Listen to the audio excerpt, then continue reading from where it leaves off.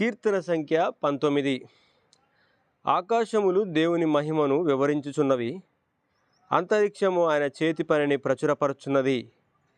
పగటికి పగలు బోధ చేయుచున్నది, రాత్రికి రాత్రి జ్ఞానము తెలుపుచున్నది. వాటికి భాష లేదు, మాటలు లేవు, వాటి స్వరము వినబడదు.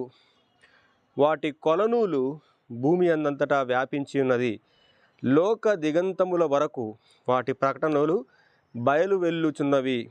వాటిలో ఆయన సూర్యునికి గుడారము వేసెను. అతడు తన అంతఃపురములో నుండి బయలుదేరు పెళ్లి కుమారుని వలె ఉన్నాడు. శూరుడు పరుగెత్త నుల్లసించినట్లు తన పదమునందు పరుగెత్త నుల్లసించుచున్నాడు.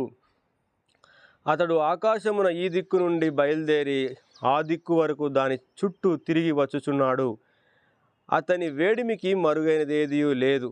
యెహోవా నియమించిన ధర్మశాస్త్రము యథార్థమైనది, అది ప్రాణమును తెప్పరిల్లజేయును. యెహోవా శాసనము నమ్మదగినది, అది బుద్ధిహీనులకు జ్ఞానము పుట్టించును. యెహోవా ఉపదేశములు నిర్దోషమైనవి, అవి హృదయమును సంతోషపరచును. యెహోవా ఏర్పరిచిన ధర్మము నిర్మలమైనది, అది కనులకు వెలిగిచ్చును. యెహోవా యందైన భయము పవిత్రమైనది, అది నిత్యము నిలచును.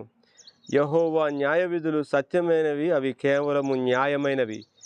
అవి బంగారు కంటెను విస్తారమైన మేలిమి బంగారు కంటెను కోరదగినవి.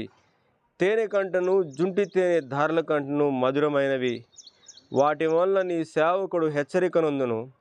వాటిని గైకొనుట వలన గొప్ప లాభము కలుగును. తన పొరపాట్లు కనుగొనగలవాడెవడు? నేను రహస్యముగా చేసిన తప్పులు క్షమించి నన్ను నిర్దోషిగా తీర్చుము. దురభిమాన పాపముల్లో పడకుండా నీ సేవకుని ఆపుము. వాటిని నన్ను ఏలనీయకుము. అప్పుడు నేను యథార్థవంతుడనై అధిక ద్రోహం చేయకుండా నిందారహితుడగుదును. యెహోవా నా ఆశ్రయదుర్గమా, నా విమోచకుడా, నా నోటి మాటలు, నా హృదయ ధ్యానము నీ దృష్టికి అంగీకారములగునుగాక.